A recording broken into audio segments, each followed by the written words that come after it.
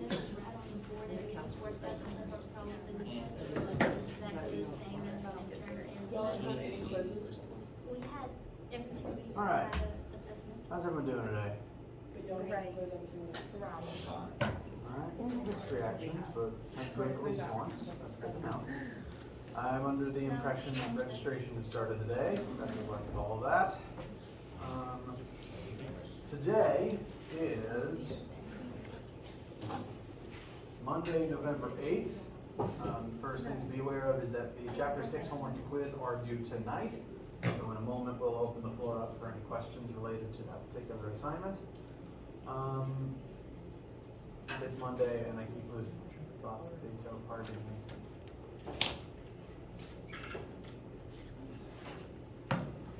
Hope you all had nice weekends.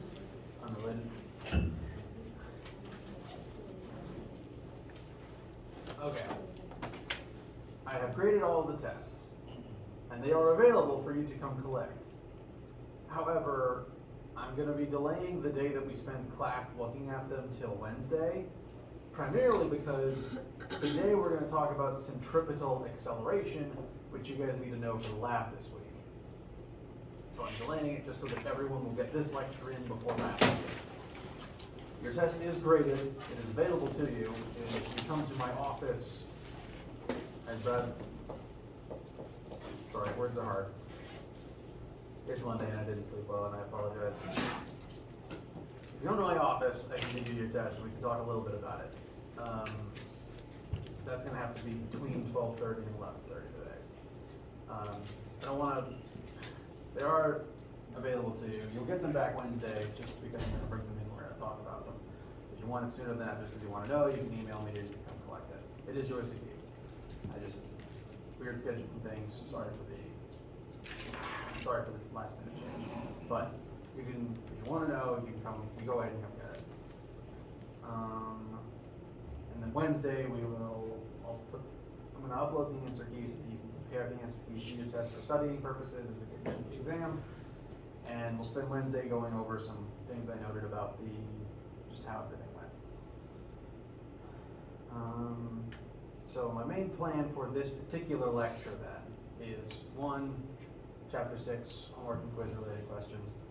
And then the second thing is making sure we cover centripetal acceleration for the lab this week. Any questions, inquiries, concerns, etc. at this time?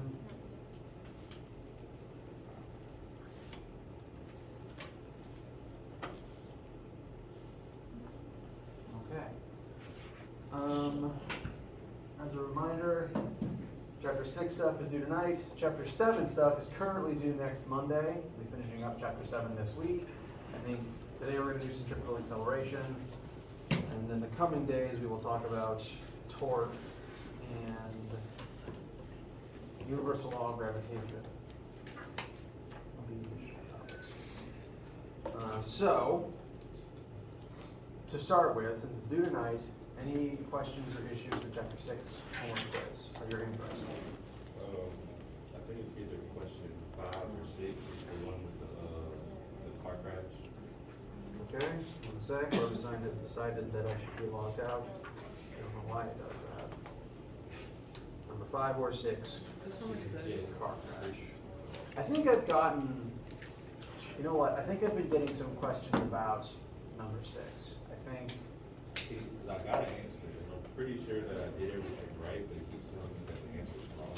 Yes, I think I've noticed with the number of people asking me about number 6 that when I work it through, I usually arrive at the same answers as my students. Specifically, usually part A goes pretty smoothly, and part B is where WebAssign starts disagreeing with everybody. Is that kind of a general consensus? Is that what you were asking about? For me, it wasn't even, when I got that answer, but every time I put it in, it was wrong. Did you round to 3 decimal places? Yeah, I tried putting in like 3 different ways, because I got 20.851, but I rounded it up to 20.9. Well, You have to put I honestly think there is some sort of a weird coding error here because, again, this is the version that just randomly generated for me loading it this morning. Individual numbers will vary, but since I can see the answers, it shows this answer rounded to the 4th decimal place, even though it asked to go to the 3rd. So that itself is weird. And the other thing I have noticed with this one specifically, as people are emailing me about it, is even when I use the correct answer to work the question through, my answer for part B varies. I think that for some weird quirk of math, minor rounding differences can result in errors of a couple hundred or even 1,000 or so joules difference for part B.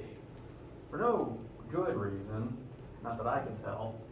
It's just a weird quirk of the math, and because the margin of error is, up to the thousands of joules, WebAssign isn't coded to handle margins of error that big, it starts complaining. So I think generally for individual students, if you're having issues with this, you're gonna need to email me, send me your work, I'll double check it, and I'll give you the points if I agree that what you did is correct. Because students have been doing the right things, WebAssign has been fighting them, I don't like that. To try to go ahead and set everyone up on the right path for this though, this is a collision, specifically in elastic collision. Actually, no, it's an inelastic collision because we know for a fact that mechanical energy is being lost in the collision, as is true for most real-life collisions. You're going to lose some amount of energy. I recommend looking at this through the perspective of momentum, because we know that no matter what, momentum is going to be conserved in a collision, and since it's not perfectly elastic, we shouldn't use the 3rd starting point. We know for a fact this starting point will work no matter what. We have the same 2 objects on both sides, so mass car times velocity car initial plus mass truck times velocity truck initial, and then afterwards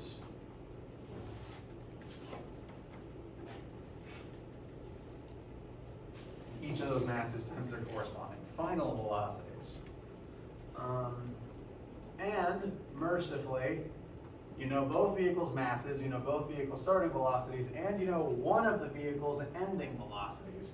So the only unknown in this equation currently on the board is the truck's final velocity. So without any need for substituting or 2 equations, 2 unknowns, you should be able to work this through for the one final velocity of the truck. Once you have that answer, you will then need to figure out how much mainly kinetic energy is in the system before and after the collision, and figure out the difference between those 2 numbers. So this is a very specific case.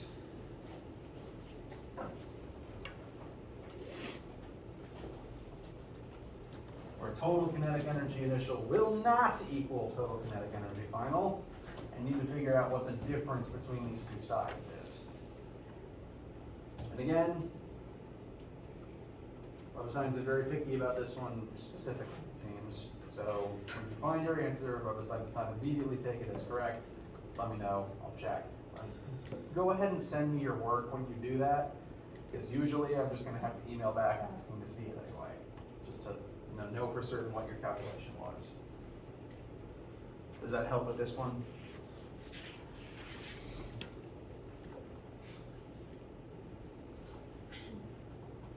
I'm sorry, did that answer the question originally?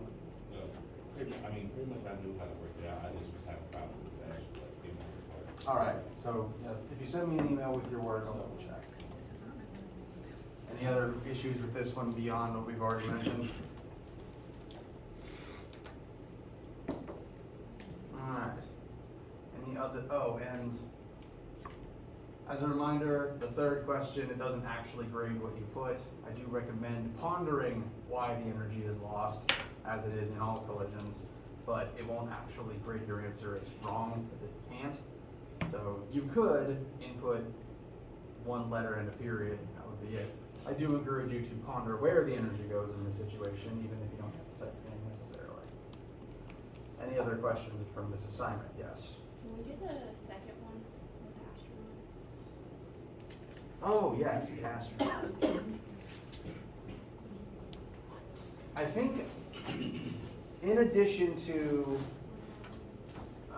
the setup of this one being interesting, I think I've also had some students with some small issues, again, with marking, that students have been getting correct responses, their work is correct, but I think WebAssign has been arguing as to the answer to number part A. The setup for number 2 will be very similar actually, because we will have 2 different objects both before and after a collision. This is mathematically an explosion because the 2 objects start together at rest and then they end apart, moving in 2 different directions. Rather than a car and a truck, we will have astronaut and tank, each with their own initial velocities of 0 when they start at rest. And afterwards,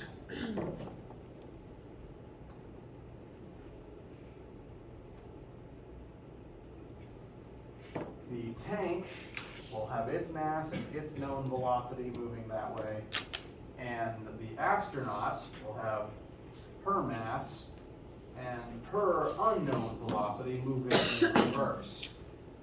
So the left side is going to be 0, and then you'll have these 2 terms on the right. The only unknown should be velocity astronaut final. Once you actually find velocity astronaut final, notice that that is not exactly what part A is asking for. Part A wants to know how far the astronaut can move with the amount of time that she has air left for. In general, once you're moving in space, unless something stops you, you will continue to drift at that velocity indefinitely. So throwing the tank is just a way for her to acquire a velocity so that she is not just stuck in the vacuum. Once she has this velocity, she is going to drift backwards towards her ship, which is the goal. Her ship is some unknown distance away, and she only has some amount oxygen for so many minutes, since she, jettisoned her oxygen tank. What you're actually asked for is the distance she's able to move based on the velocity she gave herself and how much time she has to breathe. So time in minutes needs to be converted to seconds, and here, and the velocity you find from the explosion collision goes here. And since we are moving at a constant velocity in space, we can use formula 2 for this. And delta x in meters is what you're going to solve for. And again, I think I've got some emails about this particular WebAssign question, finding people. Again, if it disagrees with what you're doing, send me your work and I'll double check. Does that answer the original question? Well, yes.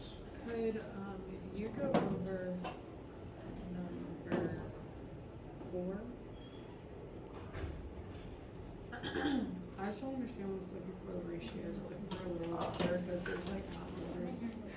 So this is a conceptual question, and as a reminder, it can't actually score B, so you can upload anything there, and then you'll get the 3 point. I do encourage you to think about it though. Part A is really just a thought experiment. There's not a whole lot of math that you actually need to do, and let's just read it and talk about it together. The ballistic pendulum, which really just means it's a free swinging implement that someone is going to shoot and then it will be able to move, is a device used to measure the speed of a fast-moving projectile such as a bullet. The bullet is fired into a large block of wood suspended from some light wires. The bullet is stopped by the block and the entire system swings up to a height of h. So this is a collision, like many others that we have done. This block of wood is originally at rest. The bullet is going to move towards it. So the initial state is a bullet moving towards stationary wood. The bullet has all the momentum, the wood has none. After the collision, this is a classic inelastic collision, like anytime two objects stick together and travel as one. The bullet's going to lodge in the wood. They're now going to share the total momentum, and now that the block and bullet combined have momentum, the block's going to try to move forwards. It can't because of the strings it's attached to. It's instead going to swing along the path of the pendulum. It's going to rise up some amount of height due to now having this momentum. Now, the only thing you're actually asked, the only actual question of substance is determine the ratio of the momentum immediately after the collision compared to the momentum immediately before the collision. You are asked the relationship between momentum initial and momentum final. And what do we know about momentum in literally every single collision? Final, wait, say that again. Final equals initial, yes, very good. I need to get my ears checked, I apologize. Or I should just get my hair out of my ears, that helps too. So, what you're at, we know final momentum equals initial momentum, and what it's asking us is to divide final momentum by initial momentum, to just create a ratio of how they compare to one another. But if they're the same thing, what does dividing one by the other just actually create? 1. Which means that 100% of the final moment, of the initial momentum survives to become final momentum. The momentum is conserved, that's all it's asking.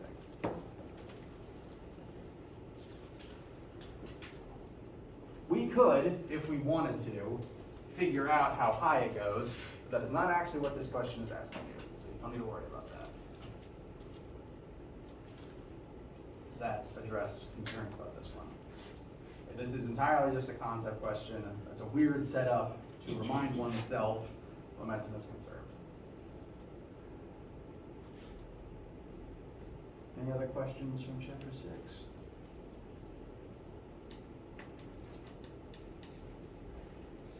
All right. Any other lingering questions you have at absolutely any time, do please let me know. You can email me, and especially email me if it is arguing with your answers on at least 2 and 6. I don't think the other question is causing that much issue. It is weird with people more reporting the issues there.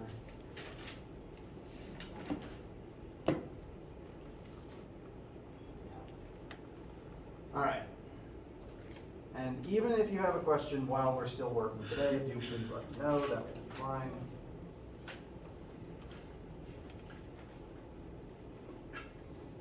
Right now, I want to begin transitioning towards a discussion of centripetal acceleration in chapter 7, so that we have that information to use in lab this week. So,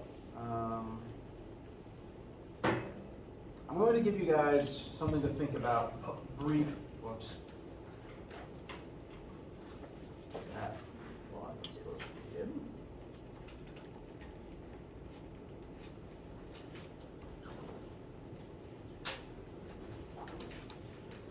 I'm going to give you something to think about, or we'll take a quick break, because we're about halfway through the lecture, actually.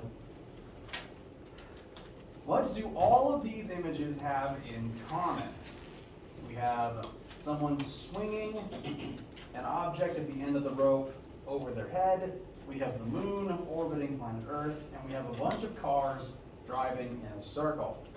Now, you take a minute and talk amongst yourselves if you want, or go to the bathroom if you need to, about what all these things have in common. What is going to be mathematically similar across all of these various situations? What unites them in physics?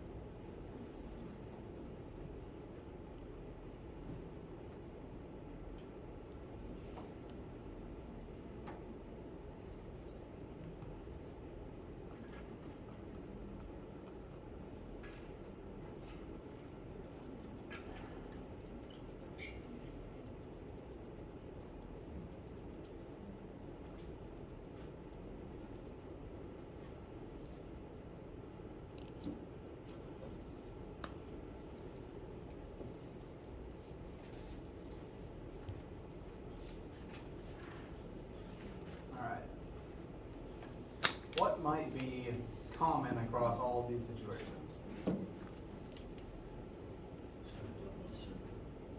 Something is going to move in a circle in every single one of these cases, yes. Some object will be moving in a circular pattern. An additional question though, what separates all three of these instances from the circular motion that we see here? They're going horizontal. A little louder, sorry. I was saying they're going horizontal instead of vertical. That's true, but whoa.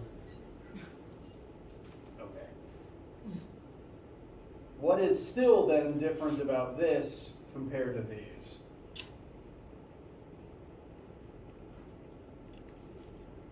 The center of that circle, it's rotating from the center, and those are, like the cars are rotating from the outside, there's no center piece that's holding them together. Okay, very good. This particular object is spinning, this is one object that is rotating in place about its own central axis. This object is rotating about a central axis. These three situations all contain orbital motion, wherein one object, rather than it spinning in place, one object is orbiting around some other central point. It's still rotational motion, it's just its own category of rotational motion, because it is technically distinct from just a wheel spinning. These cases all involve something, a whole object, moving in a circular pattern around some other point. We refer to this occasionally as orbiting, like literally the moon orbits the Earth. In this specific case, the center of this orbit is the center of the Earth. Here it's the center of this very strange driving structure. And here, the center is where this particular person is holding the string in place. All of this can be described as orbital circular motion, which is generally the same as normal rotational motion. We can still figure out all of these rotational variables from before, but there's a unique facet. Whoops. There's a unique facet to all of these. In all of these cases, the object that is currently orbiting, it's orbiting around some central point, and there is some force holding that object in that orbital pattern. In the case of the can or rope, what is the force holding the can in its orbital shape, in that rotational motion? Tension in the string. If the rope wasn't there, would it be moving in a circle? No, it would just fly off. And if you were to do the same thing and let go of the rope, the can would not move in a circle. It would just fly off in a tangent direction of the circle. What is the force present holding the moon in orbit around the Earth? Gravity. In both of these cases, there is some force that is always pointing towards the orbit's center. Earth's gravity always pulls towards Earth's center, no matter what part of the orbit the moon is in. The moon is here, still points to the center. The moon is here, still points to the center. It's the same with the tension in the rope. It doesn't matter where the can is, the tension is always going to point towards her hand. Car driving in a circle is a little bit more nebulous of a situation because there's not a literal rope or the known presence of gravity here. There is an inward pointing force in this particular case, and it's one that you've all experienced specifically as you ride in cars, and that's actually friction.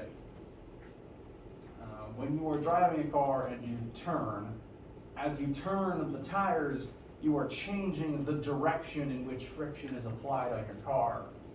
And as your car tries to move forwards, but friction now points in a different direction, you end up turning.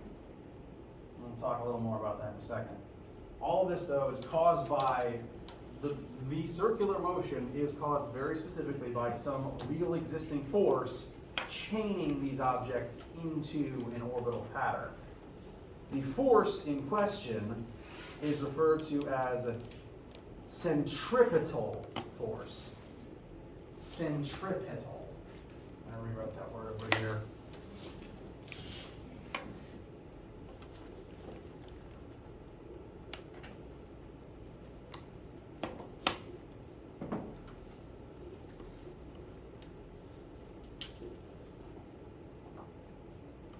Now, any real existing force can act as a centripetal force. Ropes can be used to hang things normally, or they can be used to swing something, in which case the tension would act as a centripetal force. The gravity acting on you currently is not, in this moment, acting as a centripetal force, but gravity in general can behave as a centripetal force, as it does with the moon. Centripetal forces are simply normal forces that in the moment you're examining are acting to hold an object into an orbital pattern. Centripetal force is equal to mass times centripetal acceleration. And centripetal acceleration as a concept is kind of a linear rotational hybrid, because the objects want to move in a straight line, but you're forcing them to move in a circle instead. So it's a weird intersection between the two worlds. And I need to refute the difference between centripetal force versus, come on, when did the picture die? Versus centrifugal force. I assume you've all ridden in a car recently, please correct me if not, but when riding in said car, you turn left, do you feel something as the car turns, especially if you're taking the turn really fast? If you are driving and you turn the car left, you're going really quick around a corner and you're turning left, what is it that your body feels? Pull in the opposite direction. Okay, does everyone agree that if you're in a car, turning left, it kind of feels like your body is getting tugged to the right? Meanwhile, if you turn to the right, it kind of feels like your body's being pulled to the left. That feeling that you literally feel in your body is centrifugal force. Notice the root word fugal as in the same word in centrifuge. So the same principle is used in the centrifuge devices that you might be using in your bio and chem classes. Because when you spin something in a circle, the objects contained within experience this force and they feel like they're being pulled out of the circle, which is why all of the particulates in the test tubes gather at the bottom of the test tube, because they feel like they're being pulled out of the circle. This feeling that you're detecting is not actually a real force. It is entirely a byproduct of centripetal force and the way that our bodies work. Centrifugal force is technically fictional because there's no force literally pulling you out of this circle. I'm not arguing with what you feel in that circle. However, there is not something literally trying to tug you out of your car, not a force trying to pull you out of the car at least. This centrifugal force that you have felt is a byproduct of the fact that we have both blood and nerve endings and inertia. This specifically happens because the car is turning left. You are inside of the car, so the car is, via your seatbelt, exerting a force on you, pulling you to the left. Your body is trying to go to the left with the car. Well, like we talked about last lecture, all objects have momentum that tries to keep them going in a straight line. The momentum of your body and subsequently the momentum of every single individual part of your body wants to move forwards. But now your physical vessel lashed to the car by your seatbelt is now being dragged this way instead. And technically speaking, your body and your blood are separate objects. Every blood cell has its own momentum. Every single blood cell wants to keep moving forwards, even though your body is physically being pulled this way. As a result, your blood literally pushes against the surface of your body. The force you feel this way is your blood pushing outwards on your skin. There's no force outside of you trying to drag you out of the car. It's entirely the sensation of your blood pushing against you. Meanwhile, you are pushing your skin and your muscles and veins, arteries. You are pushing back inwards on those blood cells to keep them inside of you. So centrifugal force is the force that you're feeling because you have blood in you. And I don't recommend you take a turn in your car extremely fast to feel it for yourself, but maybe not in your seat, but once you leave the room and you're a safe distance from other humans, even if you just swing your arm around really fast, you can usually feel some light tingling as literally the blood rushes to the tips of your fingers. There's no actual force pulling the blood out of your hand. It's just the blood's own momentum trying to move forwards. And the force you feel is the blood pushing against the surface of your body, while your body pushes back in to hold it inside you. So when we as we're talking about centripetal force and centripetal acceleration, this is not what we're referring to. You have felt this. This is a real phenomenon, but it is not some real force pulling you out of the circle. It's just a sensation due to an literal internal conflict. The thing that actually exists is centripetal force and centripetal acceleration. Centripetal force is real, and this is some existing force that is pulling you towards the center of your orbital pattern. Any force, realistically, could be used as a centripetal force. Anytime one object is orbiting another object, there has to be a centripetal force, and there's no magical thing that comes into existence that is centripetal force. Some real existing phenomena has to act as the centripetal force in that scenario. If no existing phenomena steps up to perform that task, you won't have an orbital pattern and the object in question will just move in a straight line. Something, gravity, a rope, etc., has to literally leash the object in place, forcing it to move in a circle. Centripetal, I don't know why there's not a C here, I apologize. This is supposed to be centripetal force with a subscript C is equal to the mass of the object times the centripetal acceleration that it undergoes as a result of the centripetal force. So real forces acting on objects can force them into an orbital pattern. And that force acting on a mass will cause it to undergo some amount of centripetal acceleration. Acceleration is defined as the change in velocity. So by virtue of moving in a circular pattern, your direction is constantly changing. You are accelerating constantly.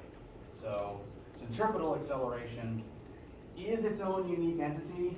It's not actually going to be equal to either linear acceleration or angular acceleration. It is its own different concept with its own different formula. Excuse me. Centripetal acceleration. Oh my gosh, excuse me again. Centripetal acceleration is equal to either, both formulas work, linear velocity squared divided by orbital radius. Alternatively, you could use angular velocity squared times orbital radius. And these two formulas are actually the same thing. I'm going to write it on the corner of the board real quick. AC equals V squared over R. Alternatively, it could be omega squared times R. These two pieces are actually secretly identical because linear velocity, if you recall from our conversion formulas, can be rewritten as radius times omega. And if you square radius times omega, still divided by r, you'd end up with omega squared times r. So these two formulas are the same. Whichever one you use just depends on if you know v or if you know omega. Every object that is moving in some orbital pattern, again, moving in a circle shape around some other central point, is undergoing a centripetal acceleration due to some centripetal force. And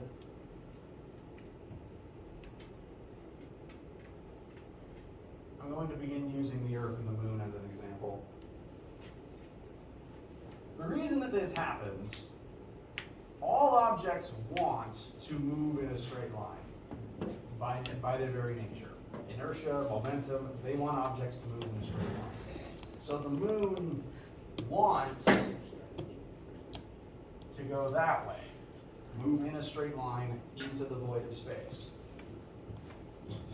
Earth's gravity acting on the moon kind of acts like a leash. It's pulling the moon towards the Earth even as the moon is trying to go that way. Keep in mind, this is not a force, this is just the direction it wants to go in because of its own momentum, its own inertia. So it wants to go this way, meanwhile the Earth is literally pulling it towards Earth's center. So the mass of the moon begins accelerating in this direction even as it keeps trying to move forwards. So it accelerates towards the center and tries to go this way at the same time. It already had this built up velocity. And so as a result, it kind of moves in both directions at the same time. So it's going to end up here. It moved a little bit forwards and it moved closer to the Earth at the same time. But now, in this position, it has undergone an acceleration due to this force. The direction of its existing velocity has now changed because it's accelerated. Its internal velocity is now telling it, go that way. Because it's accelerated, its direction has changed. But additionally, because gravity always points towards the center of the Earth, gravity now points that way, as opposed to being in the same direction. So, now the moon wants to go that way, it's accelerating this way instead, so it's going to end up here. So the velocity will point that way, gravity points that way, and this whole cycle just loops infinitely until the moon completely orbits the Earth and we restart from step one. Every single time one object orbits some other object, this cycle of events takes place. Some existing real force literally acts as a leash, holding some object at a fixed radius around said central point. My circle drawing skills are terrible, sorry. Let's see. This creates the relationship of a certain object orbiting at a certain velocity at a certain radius. There's a delicate balance here of the strength of the force compared to how fast the object is moving and how far away it is. This is one reason why different planets orbit the sun at different rates. They're different distances away, there's different forces of gravity acting on them, they'll have different velocities at those different radii. Force is a function of the mass of the planet, the velocity it's moving at, and how far away it is. I feel I've been talking for a while now. How does this feel to you guys? You have definitely interacted with this concept in the past. So this, again, you felt centrifugal force and you utilized centripetal force every time you turn in a vehicle or swung by a rope. Arguably, you use it every time you use your own arm as a fulcrum. Every time you swing your own arm around, whatever you're holding is orbiting your shoulder joint, if you think about it. So, you have encountered this before. I wanted to at least define it and show you the formulas before lab this week. We might not have enough time left to go through a full example, but I do want to at least show you one. This is kind of putting math to the example earlier of someone swinging something by a rope over their head. We know mass of the object, length of rope, and we are going to spin this object at a certain linear velocity. And so again, the visualization is object hanging from a rope. I don't have any rope today, I apologize. Being swung overhead. And the tension in the rope is going to act as the force keeping that object in an orbital pattern. If that tension wasn't there, if the rope was just snapped suddenly, the object would travel away in a straight line tangent to the orbit. But as long as that tension is there, it will be forced to continue moving in a circle. And so, with the information present in this question, we can calculate the centripetal acceleration of this particular object. Centripetal acceleration equals linear velocity squared over radius. So linear velocity, 1 meter. In this case, the orbital radius, linear velocity is 3 meters per second. I apologize. The orbital radius is the 1 meter length of rope, because if the rope is 1 meter long, that is as far as the object could be from your hand. So 3 squared divided by 1.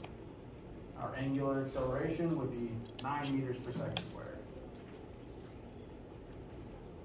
Then, what must the tension in the rope be? So the tension in this case is going to be the centripetal force. It is the force causing this whole thing to happen. That force will act on the mass in question, and that mass will then centripetally accelerate. We find centripetal acceleration to be 9 meters per second squared, multiplied by the 1 kilogram mass. The centripetal force causing this would be 9 newtons, just 9 times 1. So the tension in the rope, the tension in this case is acting as the centripetal force. The tension in the rope would be 9 newtons. If it was any more than 9 newtons, then it would probably pull the object in closer, because it'd be stronger than it currently is. It would pull the object in harder. If it was any weaker, the object would drift slowly further away. We'll talk about more examples and more cases to help familiarize yourselves with this as the week goes on in lab this week. So we'll call it here for today. Don't want to keep you. Yes. Yes. All forces measured in newtons, no matter what type they are. Centripetal force is still newtons. Centripetal acceleration is still meters per second squared. We'll rework this example on maybe Wednesday if we need to. Flip it on as well. And in the lab this week, repeat the test no later than Wednesday. You can come grab it early if you want. Until I see you next, for whatever reason, have a nice day. Can we get them now? Yeah. Well, I have to continue doing lecture, and some of the tests are in my backpack, and some of the tests are in the office. Can I need to get my phone? Sorry. Sorry. Sorry.